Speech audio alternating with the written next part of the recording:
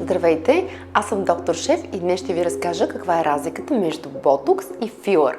Може би ви звучат еднакво. Да, ботокса и дермалните филъри са най-популярните инжекционни естетични процедури за подобряване на външния вид, но те се различават съществено от подхода си.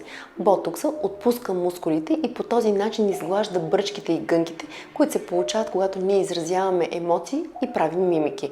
С него третираме бръчките около очите, между веждите и на челото. Ефектът трае между 3 и 4 месеца. Дермалните филъри са на основата на хиалуронова киселина.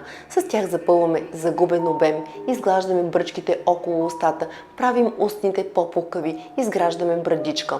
Ефектът е значително по-продължителен. Ботокса и дермалните филъри не са взаимно заменяеми процедури. Много често те са приложими при един и същ пациент за постигане на по-естетични резултати. И не забравяйте, когато започнете такива процедури, да се доверите на опитен професионалист, дерматолог.